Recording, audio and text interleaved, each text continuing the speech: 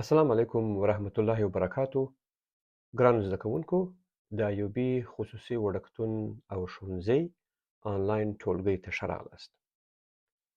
نن به موږ د اخري ګروپ د پښتو ژبې د تورو د اخري ګروپ په باره کې یو څه خبرې وکړو، ځکه دا اخري ګروپ دی. موږ که تاسو په یاد وي، درې نور ګروپونه وه یا درې نورې ډلې ګروپونه وه چې موږ هغه په تیرو لوستو کې ولوستل. که ستاسو په یاد وي، هغه بې ساري توري وه، او بل کوچني توري وه، او بل بې لکۍ توري وه. نو نن د اخري ګروپ چې ډېر لنډ او ډېر کوچنی ګروپ دی، چې د همداسې پاته سوي ګروپ په نامه یادېږي. همداسې پاته، دا په دې معنا چې دغه دوه توري توا او زوا هیڅ وخت تغییر نه کوي چې د لغت په سر کې یا په مابینځ کې یا په اخره کې راسي. نو دا ډېر اسانه ګروپ دی او ډېر لنډ ګروپ دی. تاسو پوهیږئ چې تاسو وینئ چې دوه توري دي ګر سره، او دغه توري چې هر ځای راسي، که د لغت په سر کې لکه ما چې وویل، یا د لغت په مابینځ کې یا د لغت په اخره کې، همدغسې لیکل کېږي لکه دغه تاسو چې وینئ. نو شکل ته تغییر نه ورکوي. زه به تاسو ته یو مثال درکړم. مثال دی فرضاً طالب. طالب په عربي کې و متعلم ته وایي، زده کوونکي ته وایي، وبښئ. او طالب چې نوشته کېږي، لیکل کېږي، دغسې لیکل کېږي.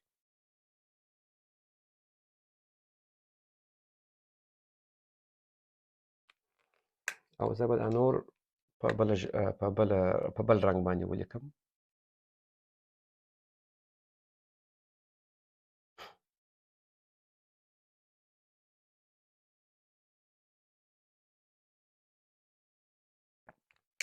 تاسو وینئ چې توا په سر کې د لغت راغلې ده، او عیناً هغه شکل لري لکه خپل شکل چې دی. بیا الف دی، لام دی او ب ده. طالب. راځئ چې یو بل لغت هغه ولیکو چې هغه توا په مابینځ کې د لغت راغلی.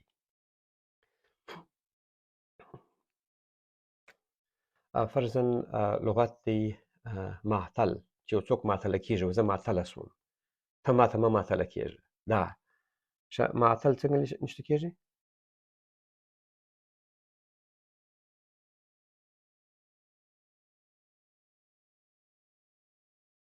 او زه به دا توا په دا بل رنګ باندې ولیکم.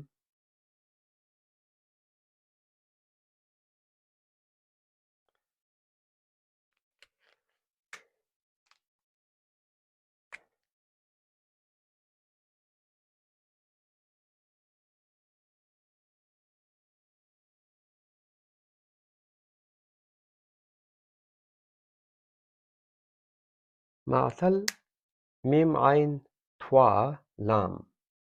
نو تاسو وینئ چې توا په مابینځ کې ده د لغت راغلې ده، بیا هم هغسې لیکل کېږي لکه دلته چې تاسو وینئ. شکل تغییر نه ورکوي. او بل لغت به ولیکو چې هغه فرضاً ارتباط. کنې دا هم عربي لغت دی، موږ ژبې ته راغلی دی. نو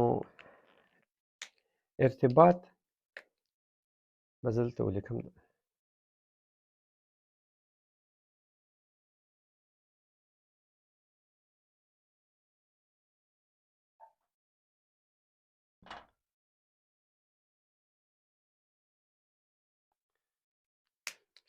او توا بیا په بل رنګ باندې ولیکم.